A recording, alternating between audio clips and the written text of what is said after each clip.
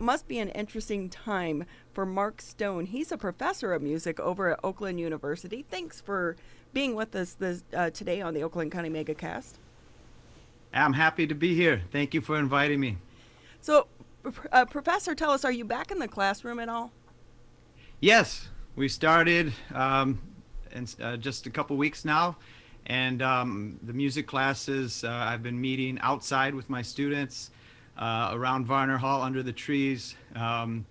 Most of our classes are meeting at about half the normal size, and anything that can meet online is meeting online. So a lot of our history classes, for instance, are meeting online. The international studies class I teach is meeting online. But we are playing music in person with masks on, spread out outside, and it's going well.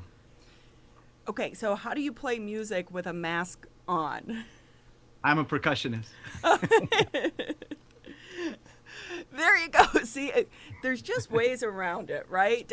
What's this been like for your students? Are some of them frustrated with the process because so much of music is about being around other people and collaboration? Well, my students are delighted to be playing music together again after a good 5 months of not being able to play in person with other people.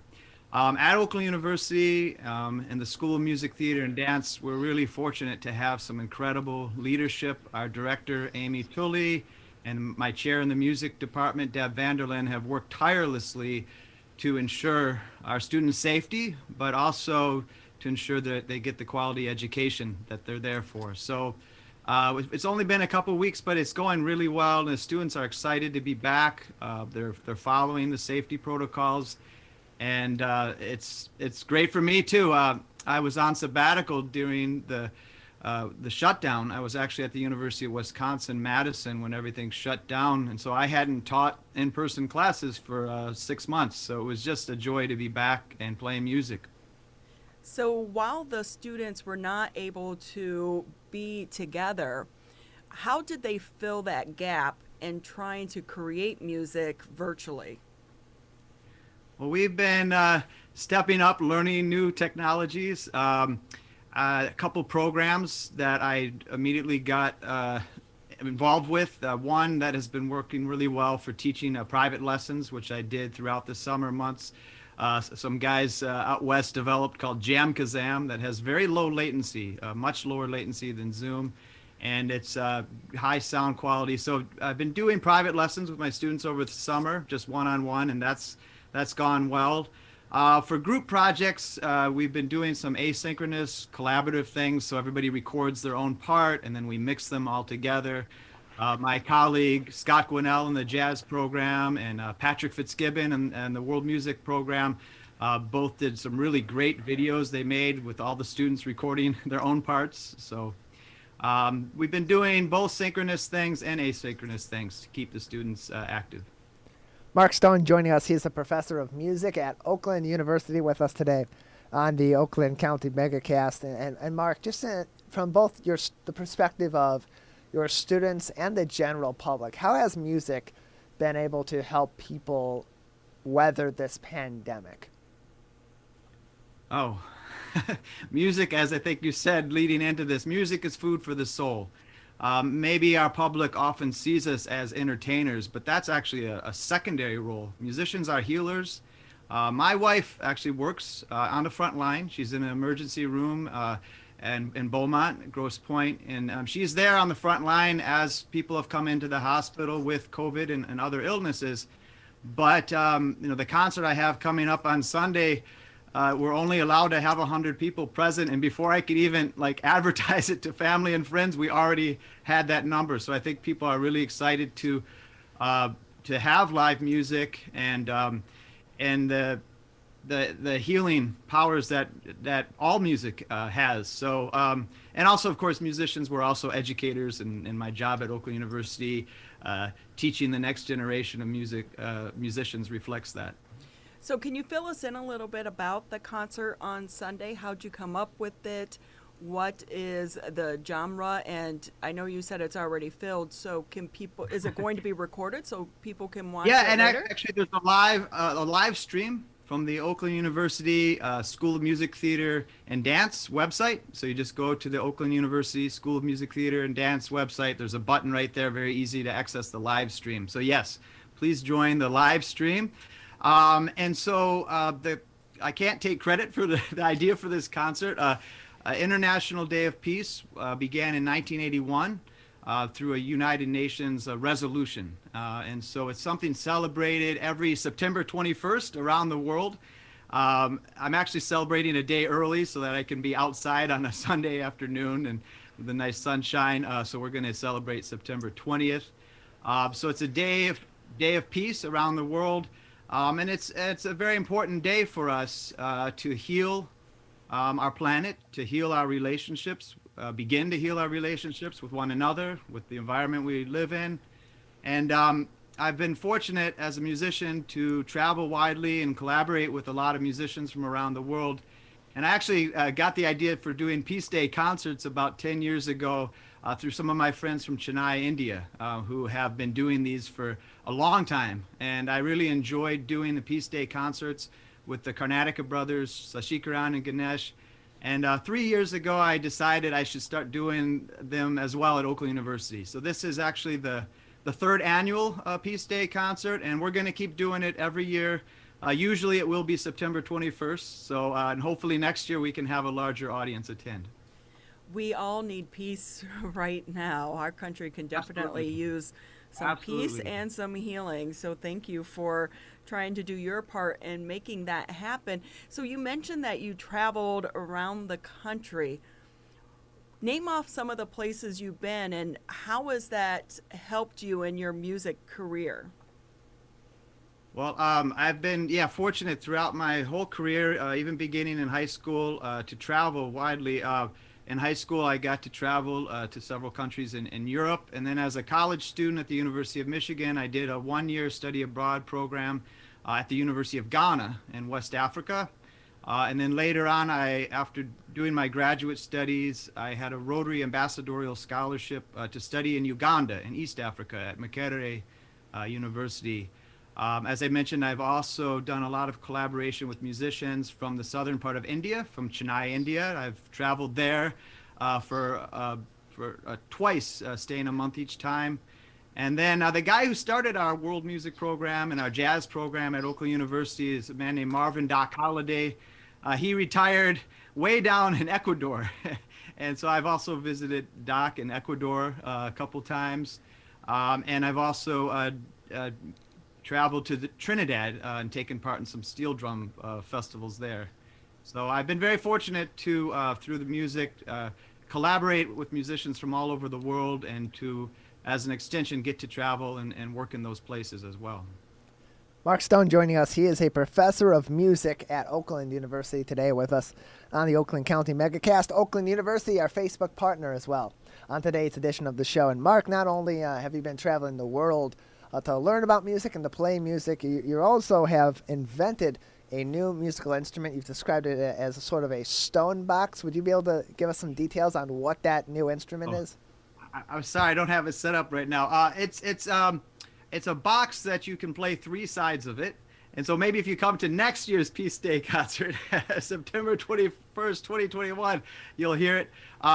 In my own group, which is called the Stone Sound Collective, wonderful percussionist Chinolo Amin-Ra, he plays it in the group.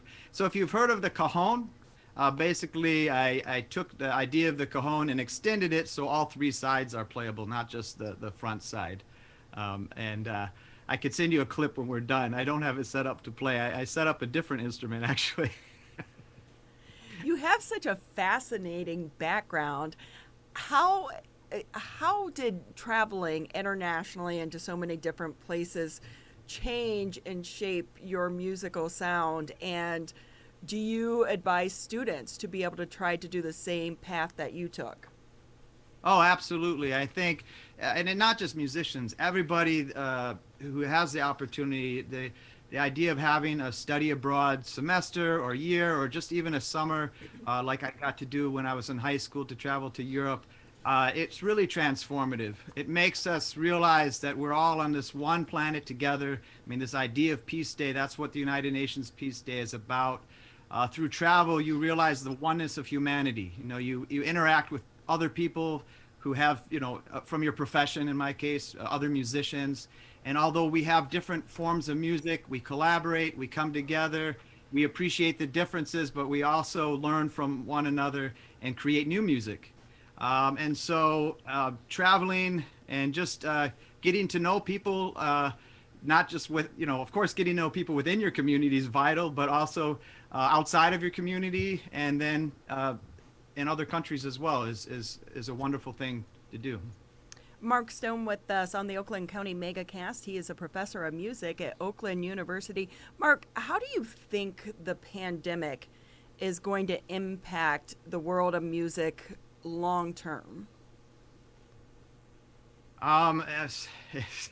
In so many ways. I was just actually talking to my friend from Chennai, India, Sashikaran, about this morning before the call, and there's ways that it's going to make us as musicians actually realize the truth of our profession, that our profession is about healing. Because as I said earlier, people need that as healing. There's a lot of challenges that come with the pandemic. Of course, there's economic impact on all of our professions, and certainly concert venues have been shut down for some time, and it's going to be a struggle to get things going again. But musicians are very inventive, and we'll find a way to keep things going, as you've seen throughout the pandemic, with people being resourceful, doing outdoor concerts, doing live stream events. And so I think in the end we will grow from this. I'm already growing from it as an educator.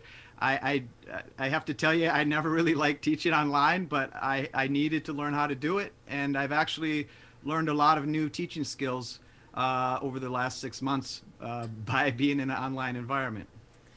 For us that have no musical talent, we are so envious of so many people such as yourself who do have that talent. But are you worried after the pandemic and the economic impact it's having on the musical industry that it may shy some students away from going into the field? I guess if we just continue to focus on the purpose of music, I think students will continue to go into the field. Actually, I was concerned going into the fall semester what our freshman class would look like at Oakland University. And we have normal size freshman class. People are coming to school. I have 2 graduate students who moved to Michigan from out of state to study with us. And at first I wondered if they would make the move, during the pandemic. And in talking to them, they were just hungry to come and learn and to study. So short term, things are going well. I do worry about the long term, and I really worry about the way the pandemic has been politicized. We're going to overcome this, but at first I saw us coming together, and the disunity that I'm seeing broadly. I actually decided to get off Facebook completely because I was seeing a lot of it there, and I'm worried about that. And our country needs to come together. Actually, the United Nations has a really beautiful statement about the pandemic, and related to the Peace Day concert. It says that as we struggle to defeat COVID-19, your voice is more important than ever. In these difficult times of physical distancing, this International Day of Peace will be dedicated to fostering dialogue and collecting ideas. The world will be invited to unite and share thoughts on how to weather this storm, heal our planet, and change it for the better. Even though we may not be able to stand next to each other, we can still dream together. The 2020 theme for the International Day of Peace is Shaping Peace Together. Celebrate this day by spreading compassion, kindness, and hope in the face of the pandemic. Stand together with the UN against attempts to use the virus to promote discrimination or hatred. Join us so that we can shape peace together. And you can read more about this day. It's not just music events. It's all kinds of events. There's ways you can participate from home. there's a website set up called internationaldayofpeace.org. And it's an opportunity for us to all come together, set, whatever politics, whatever religious background people have, just come together as one humanity. Mark Stone with us, professor of music at Oakland University, joining us today on the Oakland County MegaCast. Mark, just a few more minutes with you before we let you go. I'm told by our Zoom producer, Larry, that you've got an interesting instrument there that you may be able to play for us. Can you show us that? I'd love to. Absolutely. So this is an instrument that belonged, I mentioned that I had the opportunity to study abroad at the University of Ghana. And this is the instrument that belonged to my mentor of 26 years, Bernard Woma. He passed away 2 years ago. And after he passed away, his family gave me this instrument. And so this is Bernard Woma's instrument that is called the Jill, and it's from Ghana. And so I would like to play briefly one of Bernard's pieces. This is actually the piece that I will end the Peace Day concert with. So I'll play a little bit, and again, this is the Jill. It's basically the grandmother of the marimba, the xylophone you might see in the United States. And again, it's from Ghana, West Africa.